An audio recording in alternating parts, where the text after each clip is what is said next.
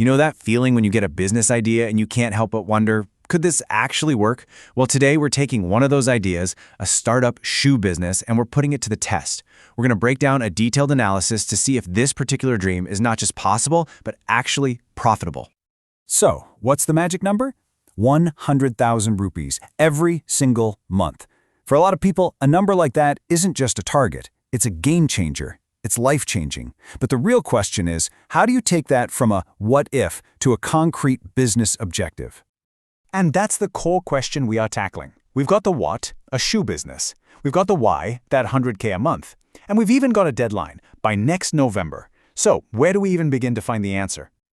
Look, before you pour your heart, your time, and your money into something, you've got to do your homework, right? You have to size up the opportunity. You need a solid framework to really see the entire playing field and understand the world this new idea is about to step into. And this is the tool we're going to use, a Steeple analysis. Now, it might sound a little academic, but think of it like a business GPS. It helps you look at an idea from every angle, spotting the forces that will push you forward and the hurdles you'll need to navigate. So here they are, the 7 pillars of our analysis.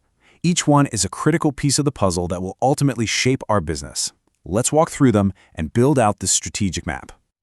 But to keep things simple and, actually useful, we're going to group all 7 of these into just 2 buckets. We've got our green lights. These are your biggest advantages, the tailwinds pushing you to go, go, go. And then we have the yellow lights. These are the spots where you need to slow down, be smart, and have a solid plan in place. Okay, let's kick things off with the good stuff. The analysis shows 3 huge green lights for this shoe business. These are powerful factors that give the idea some serious momentum right out of the gate. First up is social demand. And honestly, this might be the most important factor of all. It means you're not trying to create a market from scratch. No way. The market is already there, actively looking for exactly what you want to sell. And the demand is incredibly specific.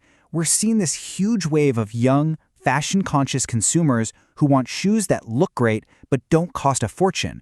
They're scrolling through Instagram and TikTok for inspiration, and they want it all, style and comfort. This is pretty much a perfect storm of opportunity. The second green light is technology, and this is a huge deal. Just a few years ago, starting a business like this would have been really expensive and complicated. But today, the tools you need are literally at your fingertips, and a lot of them are completely free. I mean, you can set up your entire shop right on Instagram or manage orders through WhatsApp. Getting paid is simple with digital wallets like EasyPayza and JazzCash. And you can create a professional-looking brand using free tools like Canva. The barrier to entry has never, ever been lower.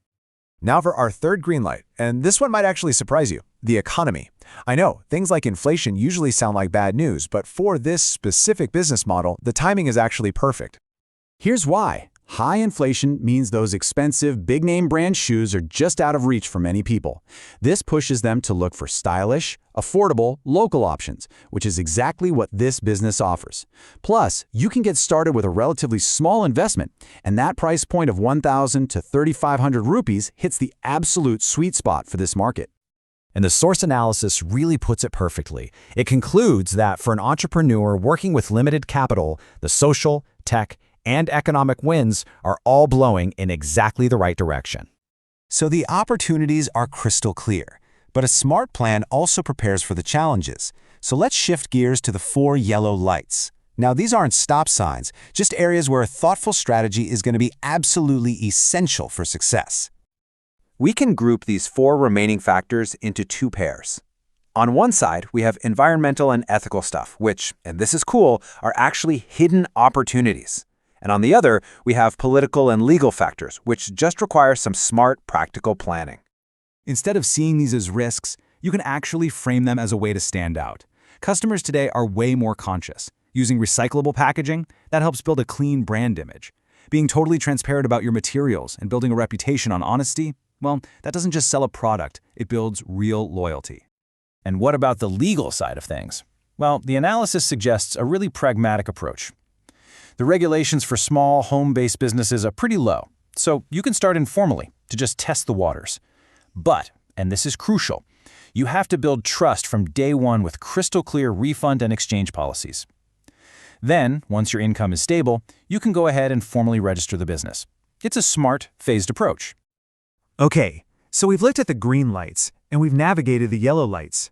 Now let's pull all of this together into a simple, actionable blueprint for success. So here's the strategy in a nutshell. First, pricing. You gotta hit that affordable sweet spot for young people. Second, marketing. You have to live on social media because that's where your customers are. And third, branding. You build your reputation on honesty, quality, and a clean, modern image, right down to the packaging. So, let's circle all the way back to our original question. Can a startup shoe business actually hit that $100K per month goal? Based on this deep dive analysis, the answer is a pretty confident yes. The path is there. If you take away just 3 things from this whole breakdown, let it be these. First, your customer is online, and they're actively looking for affordable style. Second, the tools you need to reach them are cheap and incredibly accessible. And third, in a crowded market, a brand that's built on honesty and a clean image is the one that's ultimately going to win. Look, this analysis gives you the how. The plan is solid, the opportunity is real. But the what? Well, that part is up to you. The final ingredient is your creativity and your vision. So the only question left to answer is this: what unique story will your brand and your shoes tell the world?